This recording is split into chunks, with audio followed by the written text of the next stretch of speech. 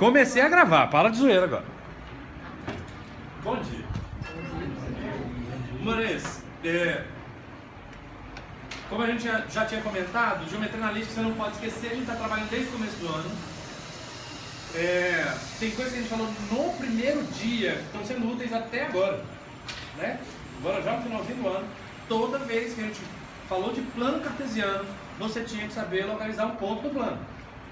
Então você tem que usar duas retas como referência, que elas são perpendiculares entre si, né? A gente está usando o plano cartesiano ortogonal. Uma das retas a gente vai chamar de eixo X, o outro de eixo Y. Eixo X na horizontal, Y na vertical. O X é positivo para a direita, o Y era positivo para cima. Cada ponto tem duas coordenadas, a abscissa e a ordenada. A gente inclusive comentou que a origem era do 0, 0, e se o ponto faz parte do eixo X, que o Y dele fosse 0, porque ele não estava nem para cima nem para baixo, né? O Y era um para cima e para baixo, então se ele faz parte do eixo X, ele não sobe, ele está sobre o eixo, nem para cima nem para baixo, o Y dele era 0. A mesma ideia é para pontos do eixo Y. Se eu quero um ponto do eixo Y, o X dele tem que ser 0, ele não pode ter andado nem para a direita nem para a esquerda. Era isso que a gente tinha falado no primeiro dia. Ainda no primeiro dia a gente falou de mais de um ponto. Com mais de um ponto a gente tinha, por exemplo, ponto médio. Quem era o cara que estava entre esses dois pontos, A e B? Como é que fazia para calcular ponto médio? Você lembra? Isso, XA mais XB sobre 2, ela estava falando. E alguém falou diferente já. Que resume o que você estava falando. É a média das coordenadas. Né? Você vai pegar x de A com x de B, soma e divide por 2, faz a mesma coisa com y. Ou seja, média aritmética das coordenadas. Você tem duas coordenadas, soma e divide por 2. É isso. O legal do ponto médio é que você descobre um ponto que está na mesma reta que os dois que você tem, A e B. Você acha o ponto médio, está na mesma reta e a mesma distância desses dois pontos. Beleza? Agora, e se ao invés de 2 pontos a gente tiver 3 pontos? Aproveita a mesma ideia, no baricentro. O cálculo do baricentro era feito também por média. Só que ao invés de dividir por 2, dividir por 3, porque eu tenho 3 pontos. Só um parênteses. Teve uma questão da prova aberta que falava do naufrágio. Você lembra dessa questão? Né? O navio afundou, 3 sobreviventes, cada um nadou em uma direção, a mesma velocidade durante o mesmo tempo, ou seja, a distância era a mesma. Saúde. E, cara, se a distância era a mesma em relação ao mesmo ponto, eu fiquei na dúvida que teve aluno que disse pra mim que isso era baricentro. Por quê? Entendeu? Aí eu me perguntei, por que o cara falou isso?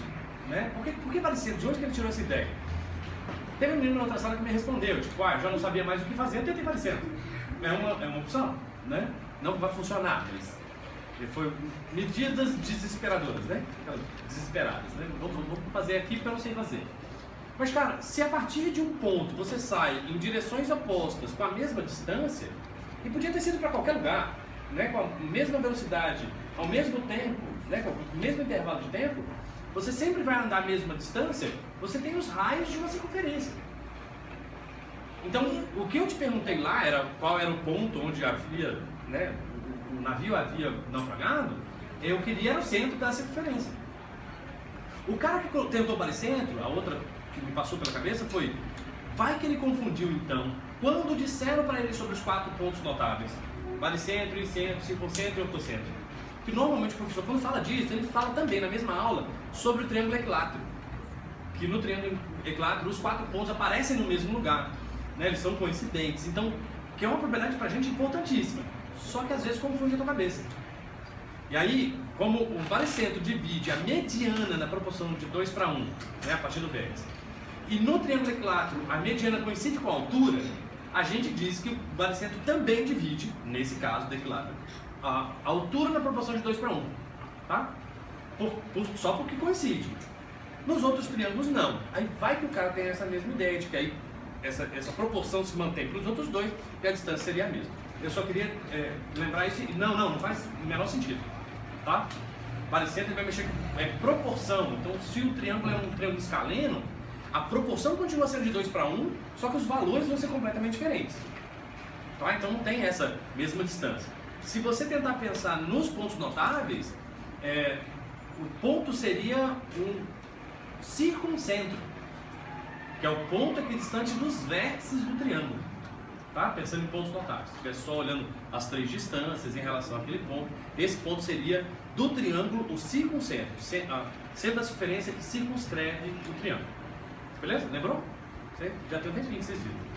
Né? Depois do baricentro a gente falou mais uma coisa na primeira aula do ano ainda. Distância de 2 pontos. Lembrou? Distância de 2 pontos eu gosto de resumir uma palavra só. Pitágoras. Né? Pitágoras. Você sabe Pitágoras? Bem, Pitágoras era para você saber. Né? Eu vi uma galera errando Pitágoras ainda, eu vou puxar a orelha. Né? Tem gente que ao invés de somar o quadrado dos catetos, ainda multiplica. E aí, velho, no terceiro ano é feio. Né? Não rola. Então, se você ainda dá uma escorregada nessa, dá uma olhadinha nas fórmulas. Dica: tudo que a gente vai falar hoje tem no seu livro de exercícios, sabe aquele livrão que ele estava fazendo? Página 284. Tá? Todas as fórmulas que eu estou te falando estão lá. A de circunferência mais recente vai estar na página 299, se não me engano.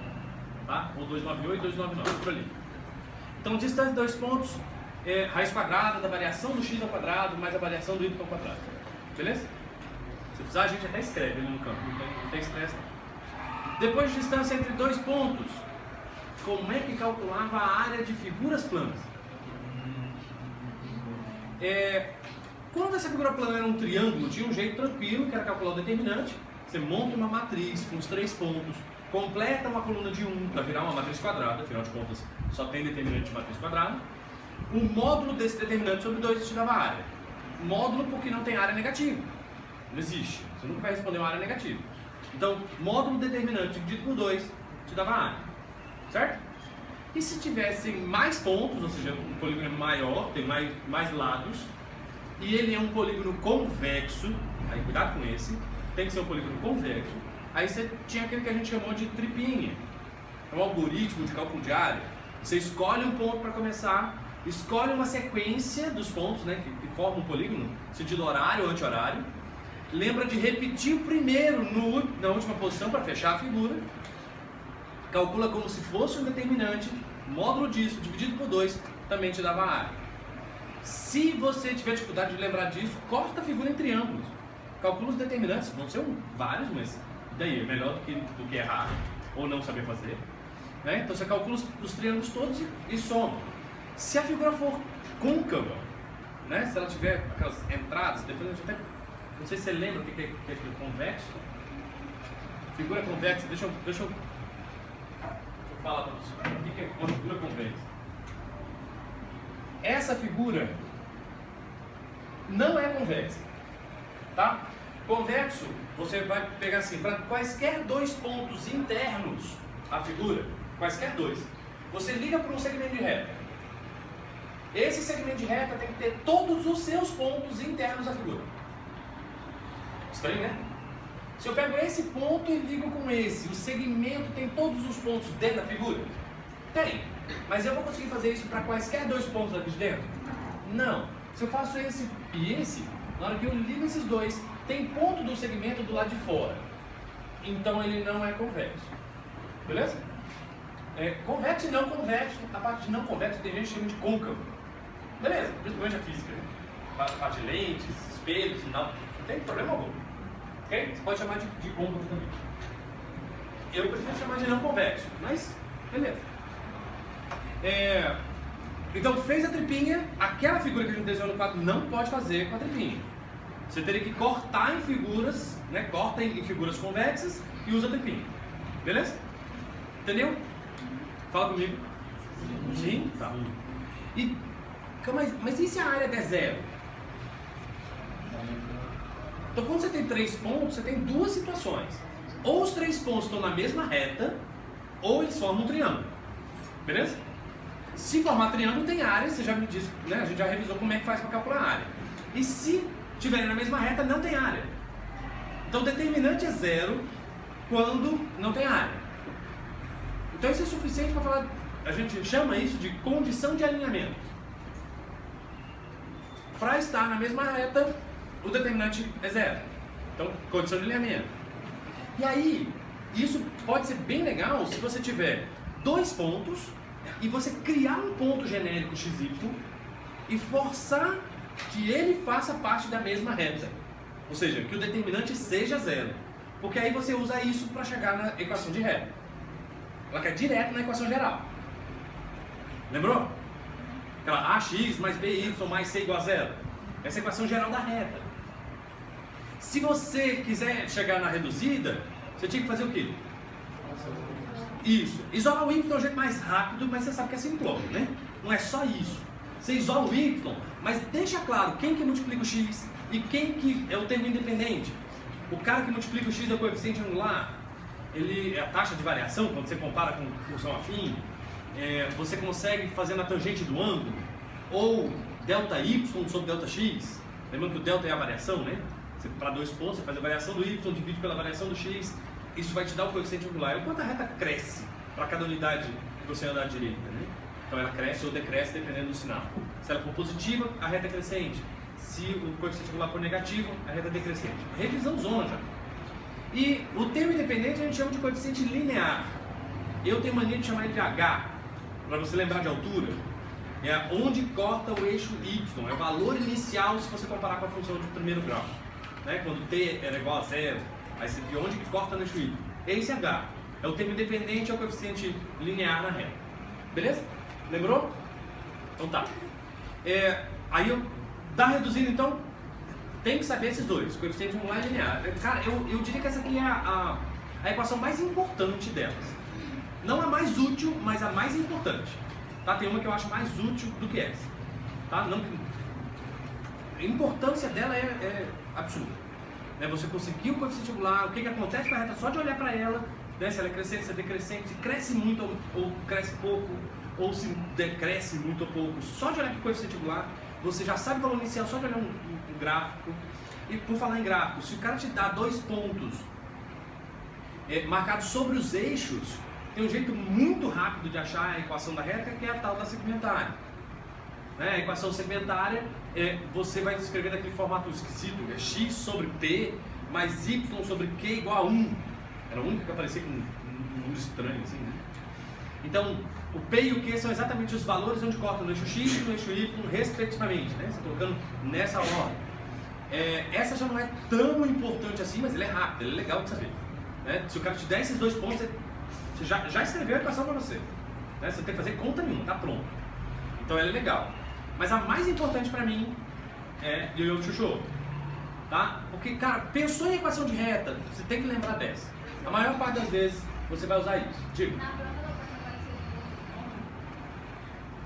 Pode. A Yo-Yo Chuchu está falando? Normalmente eles não te dizem para usar. Né? Na verdade eu nunca vi ninguém. Escreva na equação canônica ou fundamental, são os dois nomes que a Yo-Yo Chuchu tem, né? Forma canônica ou forma fundamental. Mas, né, o cara não vai te perguntar pelo nome. As duas únicas que eu vi perguntar pelo nome foram a geral e a reduzida. Até porque em circunferência a gente vai voltar a falar esses nomes, né? Então é bem frequente, assim, bem... Mas é esse horrível, né? Canônica, bem horrível. Continuando. Depois de equação de reta, agora em vez de uma reta só, duas retas. Qual que é a posição relativa entre duas retas? Cara, se você imagina duas retas no plano, você só tem duas situações. Ou elas são paralelas, ou elas não são. Entendeu o que eu falei? Se elas são paralelas, você sabe que uma hora elas vão cortar o eixo X, a não ser que sejam paralelas ao eixo X, né? Mas uma hora elas cortam o eixo X. E se elas são paralelas e o eixo X passa a ser uma transversal, pelo aquele teorema de Thales, você tem duas paralelas cortadas uma transversal, são dois ângulos correspondentes, aquele ângulo que você calcula o coeficiente angular, então consequentemente os coeficientes angulares são iguais. E se elas não são paralelas, o que eu posso falar do coeficiente angular? Não. Cuidado. Paralela, coeficiente angular é igual. Se ela não é paralela, o coeficiente angular é diferente. Mas eu entendi o que você quis. Ou as retas são paralelas ou elas são concorrentes. Paralela não encosta, não tem nenhum ponto comum. As concorrentes têm um ponto em comum. O que você falou para mim é um caso especial de concorrência, que é quando o ângulo é de 90 graus, então eu tenho perpendiculares. Aí sim, o coeficiente angular é o inverso do oposto do outro, isso. Tá? Então cuidado, porque tem uma galera que fala para mim que só tem paralelo ou perpendicular, e não é verdade. Tem mais uma infinidade de posições relativas aí. Né? São todas as outras concorrentes que não formam ângulo de 90. Mas eu entendi. Forma que você precisava lembrar, você lembrou. Beleza? Até aqui foi? Sim? Não? Talvez? Fala comigo. Sim? Você jura que se aparecer alguma coisa, você levanta a mão e fala comigo? Então tá. Continuando. Essa é a forma mais horrorosa de lembrar. Você lembra dela? Ela é horrorosa mesmo. Distância de ponta reta. Ela é horrorosa de lembrar, mas cara, como é útil. Ela economiza um tempão pra você. Tá? Eu vou escrever ela no quadro, pode ser? De novo. Distância entre ponto e reta. Então o cara vai te dar a equação da reta, ele te dá o ponto, ou você descobre no meio do exercício, e vai substituir aqui para descobrir a distância do ponto com a reta. Esse sobre esse. São dois. A fórmula é meio tipo. Não dá pra ler no vídeo. Tá muito alta? Não, é porque tá muito claro. E muito clara? Tá, eu escrevo de novo. Aqui melhor? Tá. Obrigado. Ainda bem que você avisou, imagina eu descobrir isso sozinho em casa depois. Né?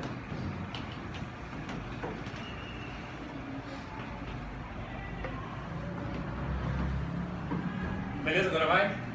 Então, cara, como é que você vai lembrar disso? E tem que lembrar. Eu vou ter um negócio pessoal, eu vou te contar, mas assim, é bem pessoal.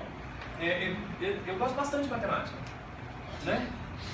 Tá, entendi. Mas você consegue olhar para baixo, essa parte de baixo, e lembrar de Pitágoras?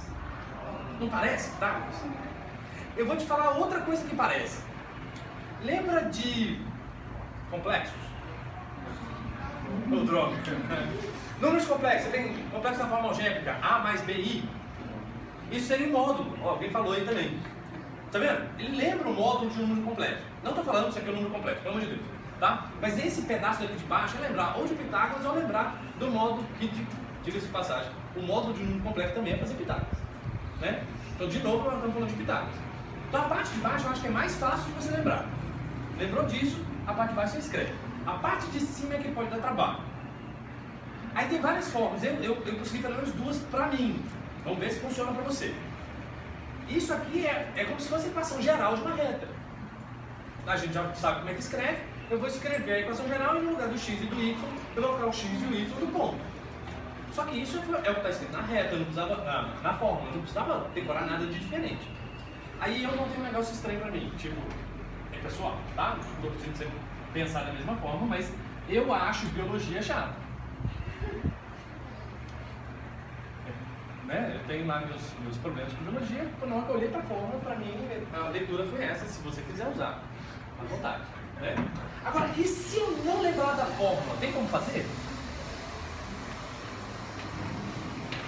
Como é que faz para calcular esse segmentozinho aqui, ó? Opa! D. Sem a fórmula. Esquece a fórmula.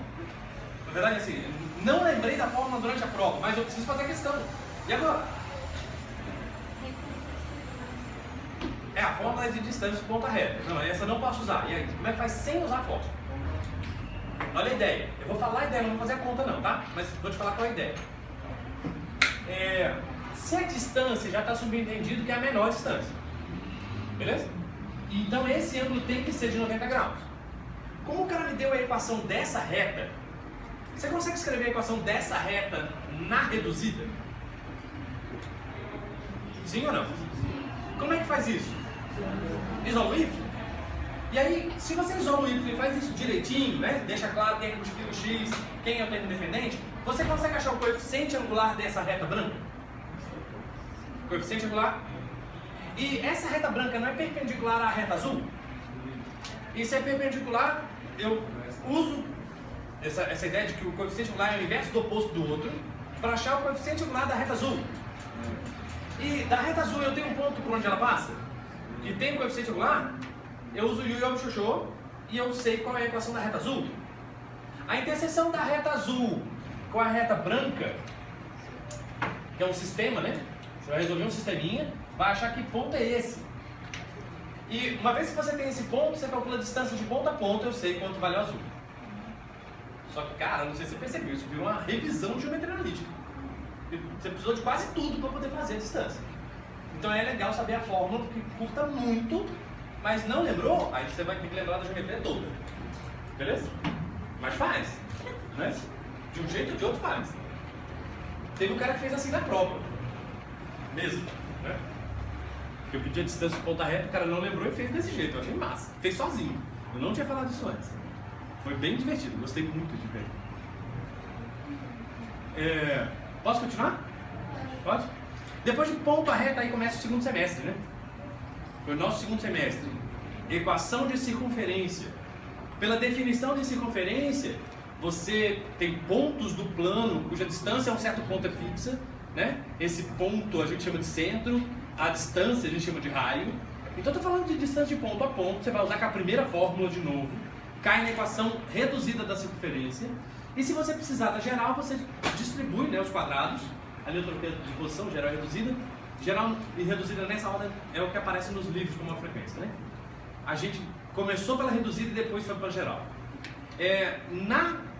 Quando o cara escreve a geral para você e você quer escrever a reduzida, aí tem aquele bolo do ninja que eu te mostrei, né? Você junta aqui tem x com x, lembra dessas coisas? Tem lá nos exercícios, qualquer coisa a gente revisa. Mas lembrou? Sim, não, talvez, fala comigo. Sim? Então tá. Aí agora tem um monte de coisa escrita, você viu? Esse eu acho que é o slide que tem mais coisa escrita. E a careta que você fez foi terrível, né? E tem um negócio ali que eu também não escrevi ainda. Posição relativa, você vai comparar a posição de duas coisas. Podia ter feito posição entre ponto e ponto. Sabe qual é a posição relativa entre dois pontos? Só que isso é uma pergunta meio ridícula, né? Que no plano, ou dois pontos estão no mesmo lugar, aí seriam coincidentes, e aí não tem o que estudar, já acabou. Ou eles são distintos, que também já acabou. Entendeu? Mas você pode perguntar qualquer coisa. Posição relativa entre ponto e reta. Putz, o que eu estou te perguntando quando eu falo isso? Não, sem falar em distância. Qual é a posição relativa entre ponto e reta? Qual é a relação entre eles? Vai, de novo, ou o ponto está na reta, ou não está. Se ele não tiver, tem distância. Aí você consegue usar essa forma. E se ele estiver na reta? A distância é zero. Então, se por acaso você calcular essa distância e deu zero, você acabou de descobrir que o ponto está sobre a reta. Cara, mas tinha um jeito muito mais rápido de fazer isso. É só pegar o ponto e jogar dentro da equação. Se o ponto obedece à equação, quer dizer que ele é ponto da reta. Se ele não obedece, não faz parte. Beleza? Sim, não. Tá. Ok? Diga. Obedecer a reta, ela dá zero. Depende. Se você colocar na geral, sim. Porque a geral é igual a zero, né? Agora e na reduzida? Y igual a mx mais h? Você vai jogar os valores no de y e no de x, e o y vai ter que ser igual ao resultado da conta que você fizer do lado direito. Entendeu? É obedecer a expressão. Você vai lá, do lado esquerdo vai ter que ser igual ao lado direito. Você substitui os valores, tem que dar o mesmo número. Okay? Pode ser 0 igual a 0, pode ser 3 igual a 3, o que for, né? Mas os dois lados vão ter que ser iguais. Aí depois de ponto e reta, ponto e circunferência, aí esse aqui já começa a ficar um pouquinho mais legal. Como é que é a posição relativa entre ponto e circunferência? Então, voltando para a rabisqueira aqui. Eu tenho uma circunferência. Nossa, ficou horrível. Tem uma circunferência e eu vou ter 3 pontos. Esse e esse. Esse a gente chama de ponto interno. Esse daqui é o ponto na circunferência. E esse ponto aqui é o ponto externo. Como é que eu faço para saber se o cara me der um ponto e a equação da circunferência, se esse ponto é interno, se é ponto da circunferência ou se é ponto externo? Como é que eu faço? O que acontece se você pegar o ponto jogado na equação? Se ele obedecer, beleza, ele ponto dá circunferência. E se não obedecer? E aí eu tô lascado. Porque eu tenho duas opções. Tá vendo? Então, a primeira, para saber se é ponto da circunferência, vale a pena. Eu prefiro pensar de outro jeito. Eu prefiro comparar com esse cara aqui, ó.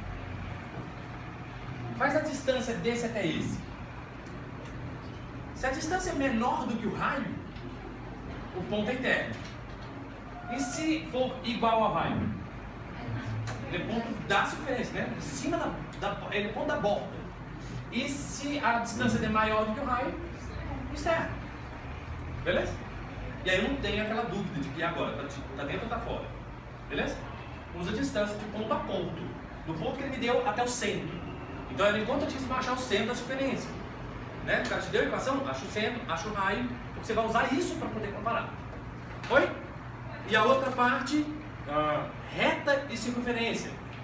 Como é que faz? Como é que eu sei se a reta é essa ou essa ou essa? Essa aqui a gente chama de secante. Essa daqui é tangente. Essa daqui é externa. E agora? Fala de novo. Opa! Então talvez montar um sistema fosse interessante. É uma saída. Você tem a equação da reta e tem a equação da circunferência, monta um sistema. É um sistema não linear, que aparece com coisa quadrada. Vai ser meio xarope de dar a resposta. Vai ter duas soluções, porque cai na equação de segundo grau. Agora, analisando o delta dessa equação de segundo grau, aquele discriminante, né? Se o delta for negativo, não vai aparecer dentro de uma raiz quadrada? E existe raiz quadrada de número negativo? Você está no terceiro ano, você tem que falar, existe. Só que droga, é um número complexo. Aqui ele está mexendo só com números reais. Então, o problema é esse. Não vai ser um número real. Então a reta encosta na circunferência? Não. Então ela é externa. Então delta negativa ela é externa. Se o delta der zero, tem raiz. Só que as duas raízes são distintas. As duas raízes são coincidentes. Né? Elas são iguais, os valores são iguais, é verdade? Então é o caso dela ser tangente. E se o delta der maior do que zero, você vai ter duas raízes distintas. São dois pontos de contato. E aí foi aquilo que você falou pra mim. Eu já sei que ela é secante. Beleza? Foi? Então, massa, você já tem que pensar para poder chegar na solução. Eu não faria assim, por mais que seja fantástico o que você falou para mim. Eu faria de outro jeito. Porque a distância de ponta reta, eu acabei de falar da fórmula, então eu consigo calcular essa distância aqui, ó. E eu de novo comparo com o raio. Se a distância de ponta reta for menor do que o raio, ela é secante. Isso for igual, tangente. Isso for maior, ela é externa. Tá vendo? Aí é gosto também, né? Você prefere mexer com a equação de segundo grau, achar o delta, vontade. Eu acho que a distância de ponta reta também não é simplesinha, a fórmula é horrorosa, né? Você substitui a fórmula, vai achar um valor, aí esse valor eu comparo com o raio. A comparação eu acho que vai ser mais rápida, entendeu? Mas não tá errado não, só do sistema fantástico. E agora um que a gente não explorou muito, mas é legal de você saber. Posição relativa entre circunferências. Como é que faz?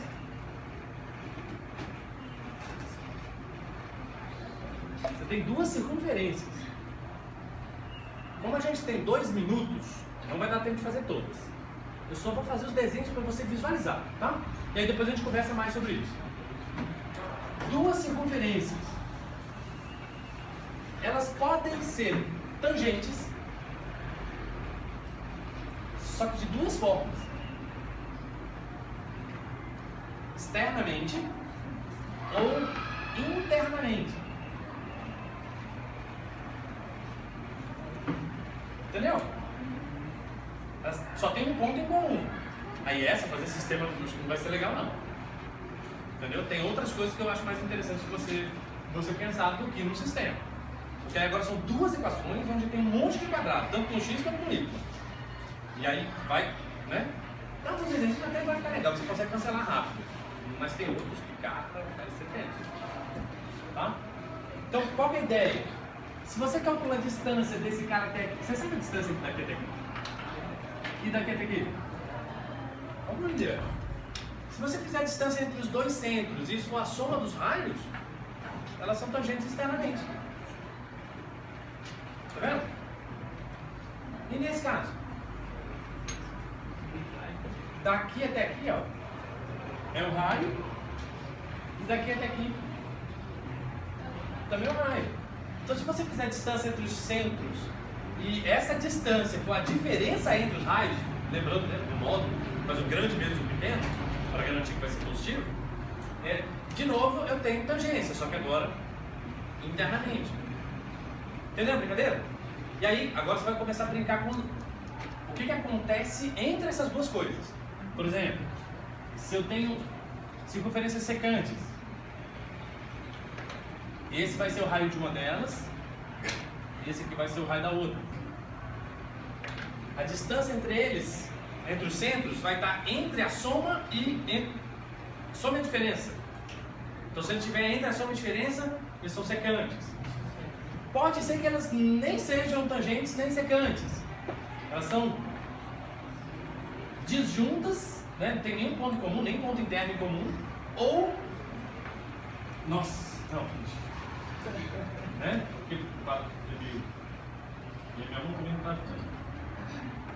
Você pode ter uma circunferência e outra aqui dentro sem encostar.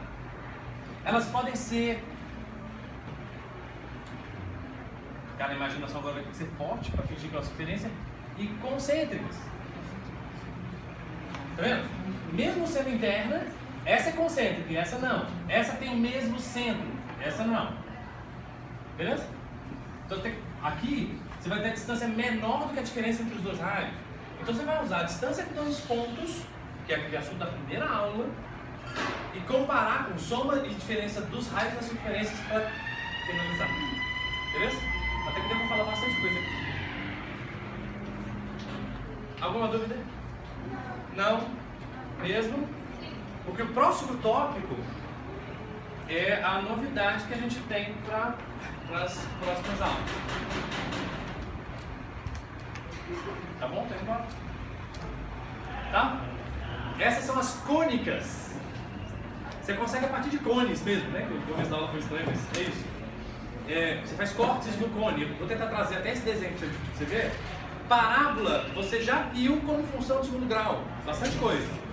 Mas o lugar geométrico mesmo, talvez não. Então a gente vai explorar isso um pouquinho mais. Elipse é onde eu quero parar mais tempo, porque é o que o NB tem cobrado bastante. Hipérbole, quando cai, ele derruba uma galera. Tá? Então não é que não caia, mas está caindo com pouca frequência, então a gente vai precisar falar dela também. Não vou arriscar. Beleza? Muito obrigado. E até a próxima.